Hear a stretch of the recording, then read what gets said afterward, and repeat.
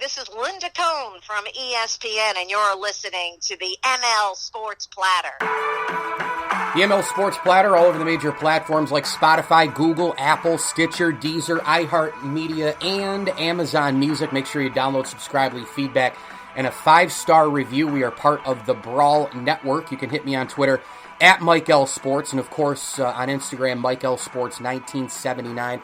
We're brought to you by Stanley Law Offices. Together, they'll work to get you the maximum award. And, of course, a big tip of the cap thank you as well to Bryant and Stratton College, Liverpool Physical Therapy, and Prestwick Golf. Get those golf clubs re-gripped today. Court Street in Central New York. Ed and his team doing a great job. They also have access to brand new clubs from Ping, Titleist, TaylorMade, you name it. Go see my friends at Prestwick Golf and Ed Patterson. Unbelievable qualifying Saturday not too long ago as we get ready for the Derby. We're going to set the calendar year up. Seems to be a little bit more of a normal year in 2021 than 2020. We're going to get into how, if you're interested, to start wagering, start paying attention to what a trifecta is, a box exacta, etc. We're going to get into that and more with the terrific handicapper and insider in the sport of horse racing, my good buddy Todd Haight, and it's all brought to you by our great friends at Western New York OTB and Batavia Downs Gaming. Make sure you check out the entire schedule at BataviaDownsGaming.com and get to your local OTBs across New York State. Todd Haight, how are you, bud? Thanks, Mike. Thanks for having me. It's been a while, but glad to be back. Glad to have some normalcy here as we're approaching the first Saturday in May in the Kentucky Derby, and certainly for horse racing fans, very exciting times. No doubt. But before we get into some of the things that have already happened and kind of setting up the calendar for racing fans and my listeners, for someone who is, let's say, getting into the sport a little bit but wants to handicap, they want to place a couple of bets for fun, or if they want to win a lot of money, where would you start that person? Well, there's a lot of books on handicapping. I mean, when I was a kid, I used to read a lot of books. They're still out there today. There's a lot on the internet now as far as what criteria that works better than others. Some people go by speed figures. Some people break down fractions. I know I break down fractions. It works unbelievably well. Others look at track biases. They keep what they call bias books, where they want to know if the rail's good, if the rail's bad. If Oaklawn Park, this meet, the outside has been tremendous. Horses that are 4 or 5 wide seem to have an advantage over the horses that are out along the rail. I know if you watch Aqueduct this winter, they had some gold rail days where horses that were in a 4 and 5 path were spinning their wheels, and those are always great bets back, because you're betting horses that were against what they call the track bias. So there's a lot of different ways people handicap now. I know something that's been hot the last few years, key races. You are able to identify a horse coming out of a race that seems that all the horses returning are racing well. I mean, that's another advantage. So I would just search the internet, and there's a lot of different handicapping tools and ideas out there, and you just kind of trial and error. Whatever works for you, that's what I would focus on. It's funny, some things work all the time, but nothing works every time. So you kind of just trial and error, Mike, and if you've been doing it like me 50 years now, you kind of know what to look for, and you just take it from there. Yeah, no doubt. The Wood Memorial, as we get into some of the qualifying races, that what a Saturday that was back on the 3rd of April, I believe, and we had the Wood Memorial, you had the Bluegrass, you had the the Santa Anita, of course. Just an awesome day across the board. The Wood Memorial, though, let's start with that. Bourbonic, right? My goodness, 72-1. You had that, right, Todd? Yeah, I got to tell you, it was a pretty weak Wood Memorial, and no shock that 72 shot would come from last. It was just one of those races. The Wood just has not been producing Derby winners like it did back in the 70s, when Secretariat raced in it. He didn't even win. He got beat. But it's just, for some reason, the horsemen just don't seem to want to bring the top colts to the Wood anymore. So, yes, it was a crazy result, and, I don't put much stock in the Bourbonic. I don't think he's got a chance. The race really didn't come up that fast. What else did you take away from that day as far as, us positioning in for the Derby? Winners, some horses that will be in the Derby. Just kind of take it away on the other couple. It was a heck of a race for Rock Your World there in the last in the Santa Anita, and I thought all the races though were toe to toe and fantastic, Todd. They were in the Santa Anita Derby. You had Rock Your World, who had never raced on dirt before. He had 2 turf races, and trainer John Sadler, he's a very sharp guy, and he said this horse trains well on dirt. Why not race him on dirt? And they did, and he took the lead. He controlled the fractions. The fractions were not slow. They went 22 and change, 46, which is moving, and he drew away. He's going to be a serious contender. There's a lot of upside on Rock Your World, and he's not going to be the favorite. The question is, what's going to happen with the other front runners? Some of them are still on the fence, and the pace scenario will certainly dictate Rock Your World's chances. As far as the Bob Baffert horse, Medina Spirit, he's a nice colt. He's not one of Bob's top colts. He's maybe his 3rd or 4th best, but he finished 2nd, and apparently he's going to be heading to the Derby. And then the 3rd place finisher, Dream Shake, is again not a bad horse. Not sure he's in the top caliber of the other colts, but I think the Santa Anita Derby was a formful race, and we may have another budding superstar in Rock Your World, undefeated. He's won on both turf and dirt. He certainly has raised his breeding value, being a versatile stallion and a possible stallion. So we'll see what happens. And then, of course, the Bluegrass. That was the one that we really watched because of the essential quality. The undefeated 2-year-old champion. He's now 5 for 5.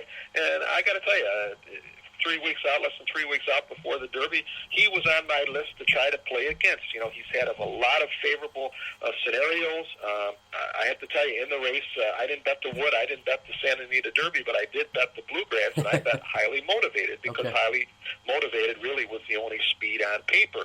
And with a 16th of a mile to go in the race, Essential Quality had not gotten by Highly Motivated. And if you watch in deep stretch, and again, you can watch the replay, it's all over the internet, Highly Motivated started getting tired right before the wire, and he actually changed back to his wrong lead, and that's when Essential Quality kind of pushed on by. And I got to tell you, he'll be the favorite. He's 5 for 5. He'll be 5 to 2 or 3 to 1 in the Derby, and I'm not sure that's the kind of horse you want to take as the favorite in the Derby. Another knock is, he was the 2-year-old champion, and 2-year-old champions have not done very well winning the Kentucky Derby. So, he's speed figure wise, he's solid. Of course, he's undefeated. Connection. Steve Asmussen is one of the top trainers in the sport. He's the leading trainer by far right now. But, we'll just have to see what happens over the next few weeks of how they train. Essential Quality arrived at Churchill Downs last week, so he's going to be there for a few weeks, and we'll see how they train. But I got to tell you, Mike, I think for me, this Derby's more exciting because of the opportunity to possibly bet against the favorite. Now, I'm not saying he can't win. I'm certainly not going to throw him out of my trifectas and things like that. But, maybe we can come up with something, and over the next 3 weeks, that's been training well, that offers some serious value, and we can make a little bit of score.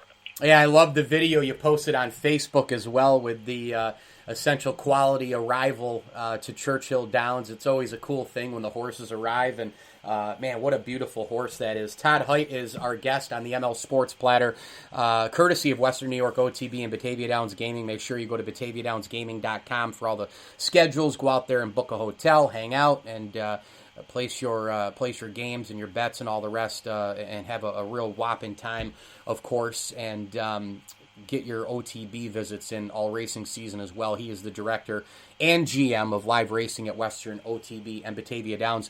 Todd, is there a plan for the concert series this summer at all, activity-wise? Coming out of Corona here a little bit, has there been any announcements?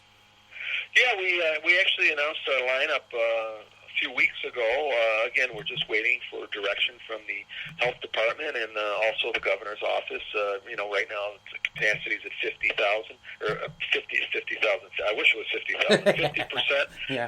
So we're looking at perhaps a couple thousand people outside, but we're still waiting on direction from the governor's office as far as what we can and cannot do.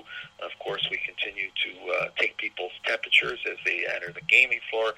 We have capacity limits on the gaming floor. We're still following the restaurant hours of our restaurants closing at 11 p.m. We did extend our gaming hours on Monday. We are now open until 1 a.m. on weekdays, and then Friday and Saturday night we're open until 3 a.m. So we're coming off a very good week. I will tell you, Mike, with limited machines, because we're only at 50% capacity on machines, and with limited hours, I cannot tell you how well we have been doing, over the last few months. People certainly are trying to get out. Yep. They are wearing their masks on the gaming floor. They are social distancing.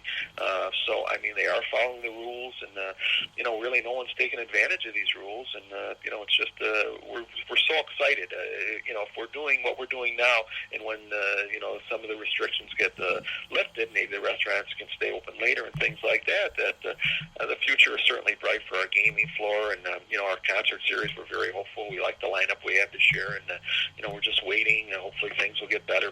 More people will get vaccinated. And I know I had my first one already, and in another week and a half I'll have my second one, and then, I'll feel better about things. And it's a lot of optimism here, and a lot to look forward to with the summer coming up. Yeah, look, I think that with I'm already double dosed. I'm done. My parents are done. My in-laws are done. My wife is done. Some of our relatives are all done.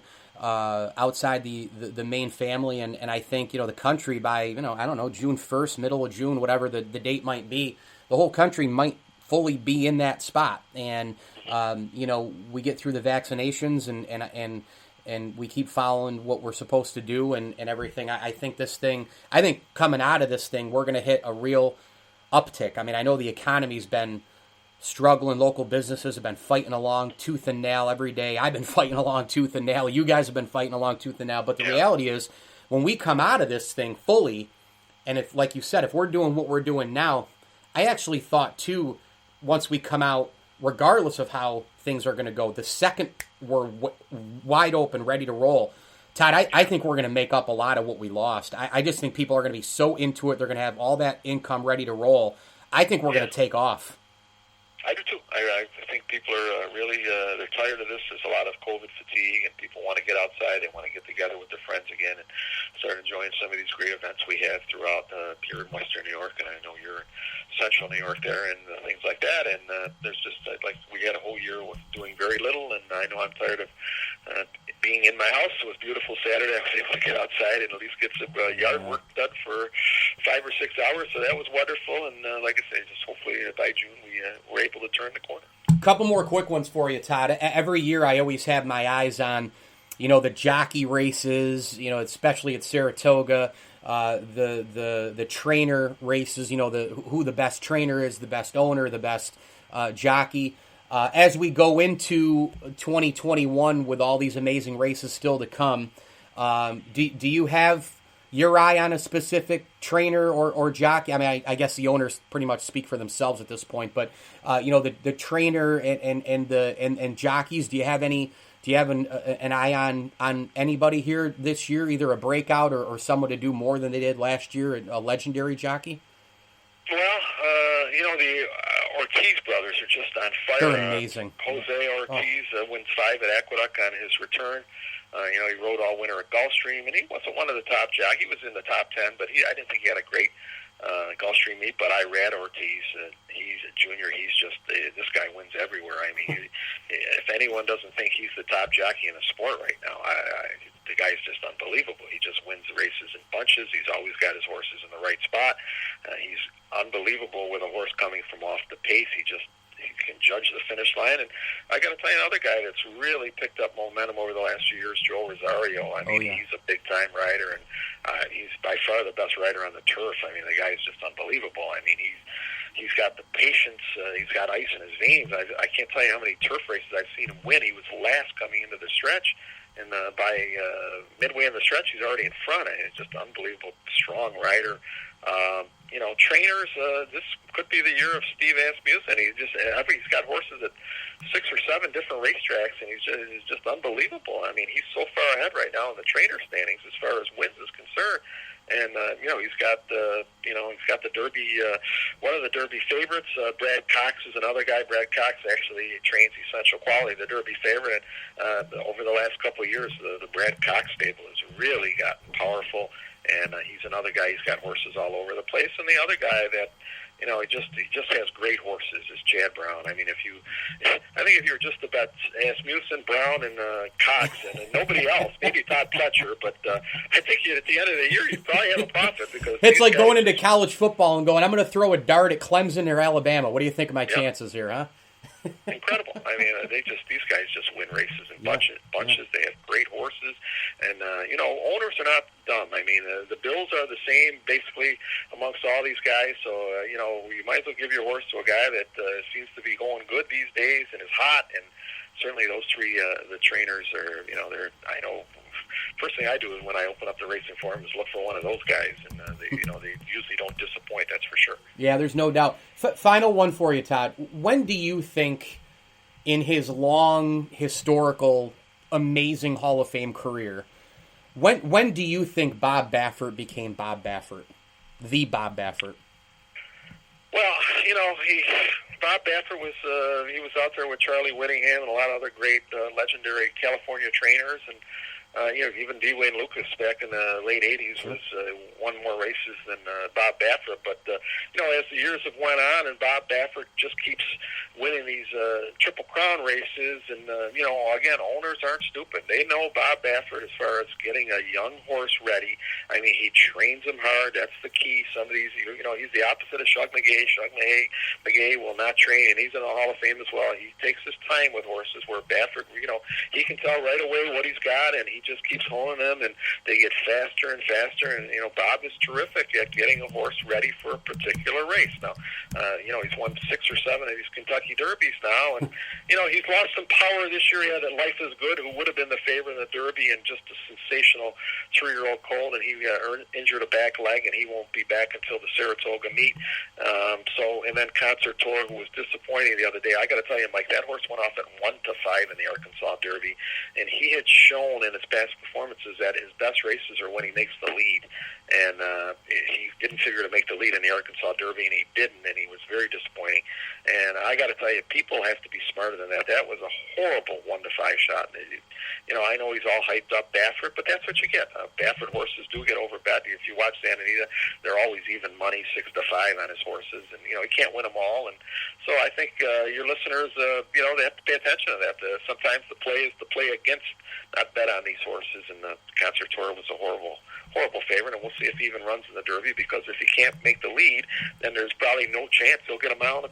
So it's something we have to keep our eye on moving forward. But certainly, Baffert is, every time we have a conversation, doesn't matter what radio station I go on, Bob Baffert's name comes up. He's a legendary trainer, and certainly during the Triple Crowns, there's no one better. No doubt. He's an awesome interview, too. I remember interviewing him in Saratoga a couple of years back, and just he's amazing. He really is, and he's probably the greatest of all time at this particular point, with still plenty of time to go. Well, we have a lot of these coming up. Hopefully, you all tune in to the ML Sports Platter during horse racing season with our friend Todd Haight, the director and GM of live racing at Western OTB in Batavia Downs. Go ahead and log on to BataviaDownsGaming.com. Check out the dining, the gaming, you name it, the hotel, all of it at BataviaDownsGaming.com. Western New York OTB, proud sponsors of the ML Sports Platter, and get to your local OTBs to place those bets all racing season. Todd Haight, thank you so much. I look forward to the season, my man. Sounds good, Mike. Take care. The ML Sports Platter is brought to you by Bryant and Stratton College, BryantStratton.edu. Make sure you go check them out. 2- and 4-year degrees start soon. And I just wanted to kind of, what Todd was just talking about with Bob Baffert, and the question that I asked was when Bob Baffert became Bob Baffert. I asked that because I wanted to really see not just Todd's answer, but, like when he was going to pick an era and how crazy Bob Baffert's career has been. You could pick several different eras. And, I mean, just look what he's done the last, really, 2000. You could say that the golden era, and this is really something about Bob Baffert's career, you could say that the golden era of Bob Baffert's career has been the last 5 years. Easily. 2015, 16, 17, 18, 19, 20, the last 6 years, and now going on 7 in 2021. He had 2 Triple Crown winners in 4 years. 2 of them. in American Pharoah and Justify. And you look at all the other races that the guy has won, of course, and you look at the, winning the Derby also in 2018, right? He's got now 6 Kentucky Derby wins. He has 7 Preakness Stakes wins. He has 3 Belmont Stakes wins, and he has 2 United States Triple Crowns, like I mentioned, in 2015 and 2018. Breeders' Cup wins, he's got 5 of those. The Juvenile Fillies in the Breeders, he got 2 of those. He's got the Juvenile wins, he got 4 of those. He's got Juvenile Sprinting won 1. Breeders' Cup Classic, he's got 4. The Filly and Mare Sprint, he won in 2020, just last year. He's won the Dubai World Cup 3 times. He's won the Dubai Gold in 2015. So, I mean, he's a global winner. He wins on American soil. He wins across the way. It's unbelievable. It really is. I mean, his career is just absurd, and I'm really, really looking forward to this horse racing season. Nobody breaks it down better than Todd Haight, but I thought that we had just a great day that Saturday, almost 2 weeks ago now. Essential quality, tremendous horse. The Bluegrass winner. The Santa Anita was awesome. Rock Your World is a legit, I think, horse that can do some damage this year. Bourbonic, as Todd said, do you put a lot of stock into it in the Wood? It was a pretty weak field. They don't really, cash out big-time Triple Crown winners really anymore. But still, a nice, fun race, 72-1. Somebody probably won some big money there. But I just think it's going to be a really good year. And I think, what we do now, since we've seen Pharoah and we've seen Justify, is we're instantly going to, is there a Triple Crown? Is there a Triple Crown winner? Is there a Triple Crown winner? And I'm not, this year I probably would say no. I don't think that there is one. I think it'll be a wide open field for sure. Maybe it's a 2013 type year, right, where we had Orb and we had Oxbow and we had was it Frosted winning the Belmont? I believe that's correct. Let me look that up. 2003 Belmont Stakes. Some of these races just roll. Or no, Palace Malice won. That's right, Palace Malice. Frosted was later doing some damage. In fact, in 2015, if I remember correctly, Frosted bumped American Pharoah just at the right time for Keen Ice to pass and win the Travers in 2015. Really, I talk about the air being taken out of the balloon at the Grand Old Spa. My goodness, that was that bump did it right there. But yeah, Palace Malice won. But that was a good year. It was a good year. It was a wide open year. I thought Orb winning the Derby, I thought, obviously you have to win the Derby to have a shot at the Triple Crown. I thought Orb was a real deal horse. We've seen a lot of those, though, through the years. I'll have another and several other Funny Side. I mean, we've seen a lot of horses just not quite get the Triple Crown, but man, did they have the look early. And I thought Orb was one of those horses. Then Oxbow beat him in the Preakness. And then Palace Malice wins the Belmont in 13. Maybe it'll be a year like that, right? Maybe it'll be it'll be a year in which we'll have somebody who can showcase something right away and give us that Triple Crown thinking, that Triple Crown horse, Triple Crown feel. And then eventually it'll be more wide open. Maybe it'll just be completely wide open from the beginning. So there's that. Maybe it'll be a year that we had a few years ago when Arrowgate, did some unbelievable things.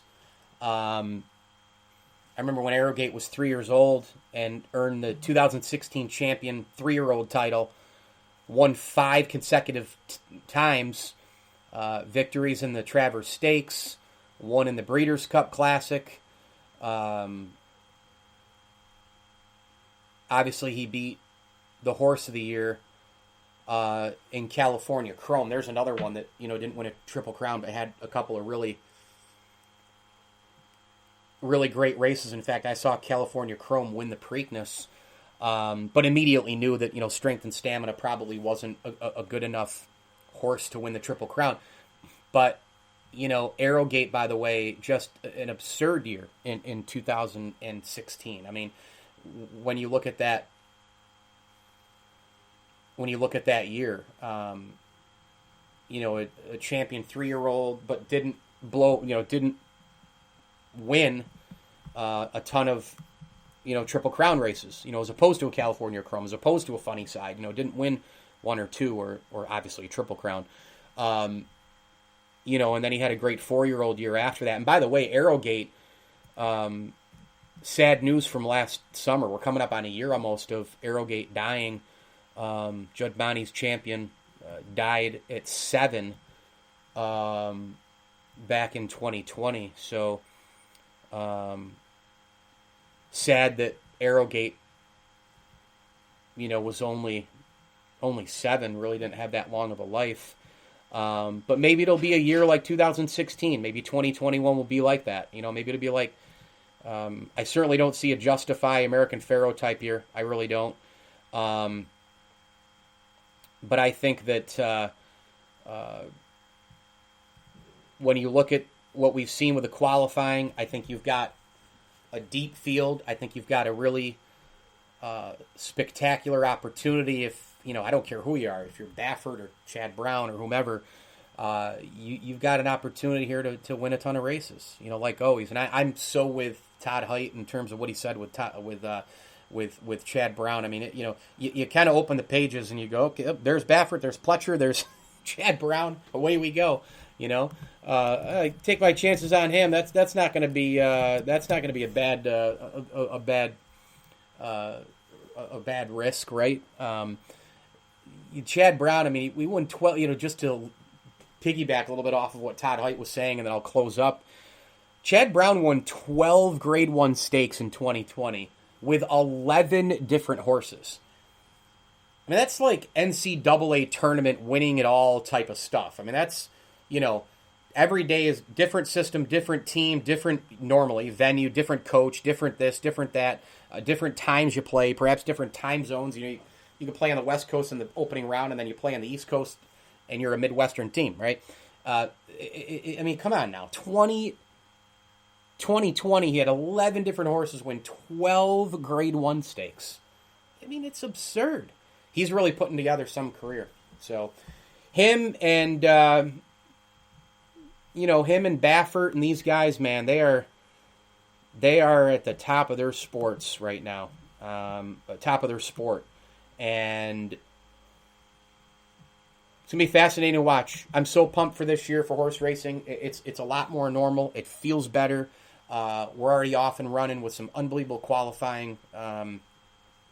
And now we're just a few weeks away from that spectacular day at the Kentucky Derby. Big time thanks to Todd Haight here on the ML Sports Platter. He's the director and GM of live racing at Western OTB and Batavia Downs.